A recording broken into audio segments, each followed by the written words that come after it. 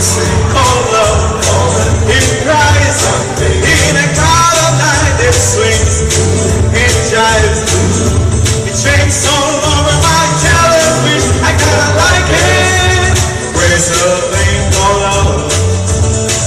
There goes my baby. She knows how to rock and roll. It drives me crazy. She gives me had a cold fever, now she put me in a cool, cool sweat.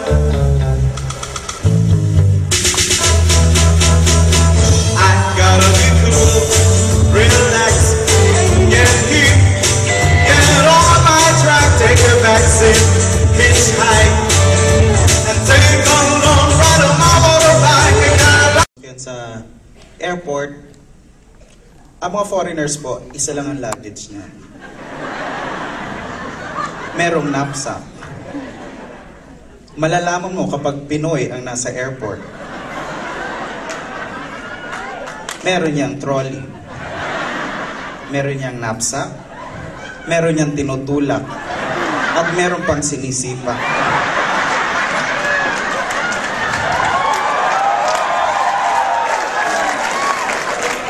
Pero hindi lahat kasi marami rin mga sosyal. Malalaman mo pag nasa loob na ng eroplano. Pagbaba ng eroplano, nakakatuwa. Yung iba magpapalakpak pa. Yes, nasa Pilipinas na ako. Hindi pa humihinto ang eroplano, tumatayo na, kinukuha ng mga bagay sa taas. Paano karamihan mga walang tiwala sa isa't isa?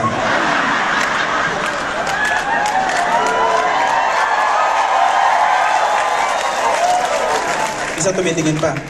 Pababa pa lang aeroplano, tinitingnan nyo na sa taas. Baka biglang may mauna mamaya. Pagbaba ng aeroplano, paglabas sa tube, makikita mo mga foreigners. Naglalakad yan. Papunta sa immigration. Window 1, window 2, window 3, 4, and 5. Foreigners, kukunin ang passport. Oh, window 1. Yellow lane. Turn niya na. Okay, tatak. Ang Pinoy, pagkagaling sa tube, tatakbo yan.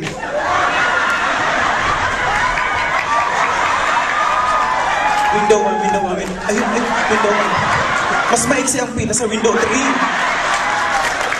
Ayun, umiksi ang number 2. Yellow lane.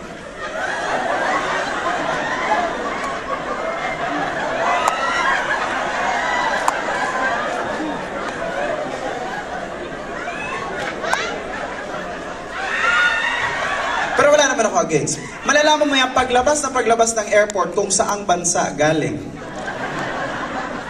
Ang mga foreigners lagi yan naka-short, rubber shoes, t-shirt, knapsack, labas.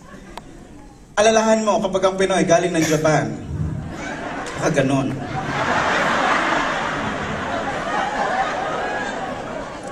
Puro alahas.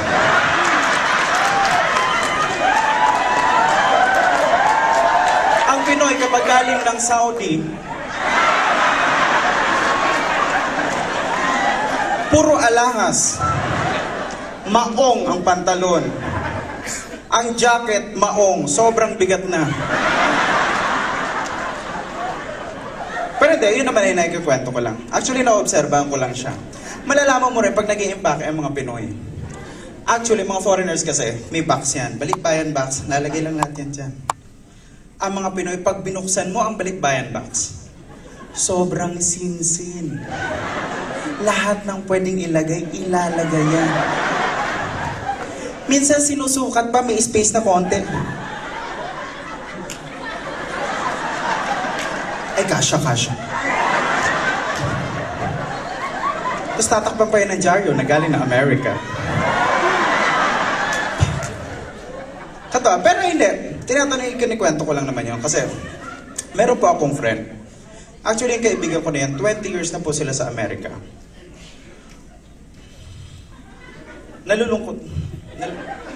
Nalungkot po ako dahil magnanay po sila. Sa sobrang tagal po nila sa Amerika nakapagsapalaran, medyo hindi po masyadong sinuwerte. Ang tatay po niya ay nasa Pilipinas.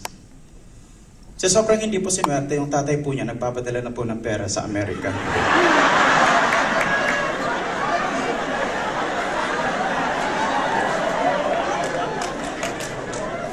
Nagbebenta ng kalabaw, nagbebenta ng lupain, para masustentuhan lang, maka-jackpot. Eka nga, maka-jackpot. Alam mo naman tayo, pagsapalaran kahit saan. Pero dumating po yung oras na kapag padala po na malaki ang tatay, pwede ba kayong umuwi muna? Sa sobrang tuwa po ng nanay, namatay. Saan po ako? Siyempre yung anak sa sobrang tuwa rin na makauwi, nalungkot dahil nawala po ang nanay niya. Pinadala lang po ang nanay niya sa Ataol. Pagbukas po ng tatay niya, nakadikit po na sobrang-sobra yung nanay na ganyan sa salamin. May nakasulat po, "Dearest tatay, pagpasensya niyo naman po sa sobrang saya ng inay. Ito po ang nangyari sa kanya. Siya nga po pala, nasa likod na po pala yung mga delata, yung water, yung mga t-shirt. Kaya po ganyan ang itsura niya, pinagkasya ko lang." Sige, okay lang. Dumating po yung araw na aalis na po ako. Huwag ka mag-alala, may shuttle bus na susundo sa'yo. Dumating na po ako sa US, Las Vegas po, ay sa LA. Natag yung shuttle bus. Ay, may dumating. Akyat ako. No. Dumating pangalawang shuttle bus. No. May papalapit po, napakalaking truck. Pahinto po sa harapan ko. Nakalagay po sa truck, Wonderland. Ay, hindi naman akin yan. Sabi po ng pahinante, "You're poor, right?" No. Yes.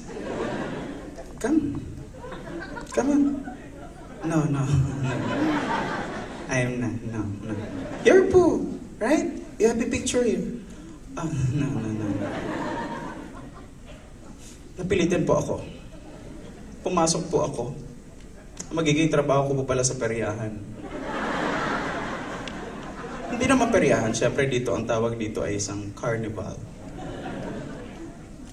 Pagdating po namin, isang payong na malaki ang nag-aantay sa akin. Pinagsuot po kaagad ako ng costume. Tutulay po ako sa alambre. May mahaba po akong stick, wala pa po akong karanasan. Pagtingin ko po sa baba, ang daming leon. Natakot po ako. Pero pinilit ko dahil kailangang may ahon ko mga magulang ko sa Pilipinas. Tumulay po ako ng tumulay. Paano kapag nalaglag ako? Nalaglag nga po ako. Papalapit sa akin na papalapit ang mga leon. Natakot po ako. Kala ko kakainin ako, biglang nagsabi, "Huwag ka maingay, trabaho lang ito."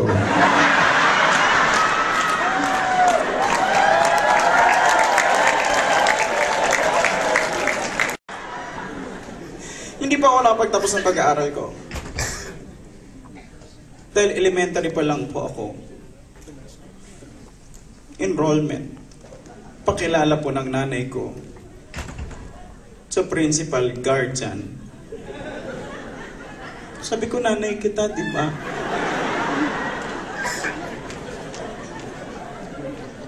Tumigil ka dyan. Sabi po ng principal, "Asan mo ba yung mga magulang niya?" "Patay na." Napakasakit po. Napakasakit para sa akin. Kaya po, yung kumare po ng nanay ko, kinikwento niya sa akin, "Alam mo ba po, hindi ko alam na may anak pala ang nanay mo. Kasi every time na pupunta kami sa inyo, wala kami nakikita naglalaro ng bata. Kasi pag pupunta pala sila, itatago po pala ako sa cabinet."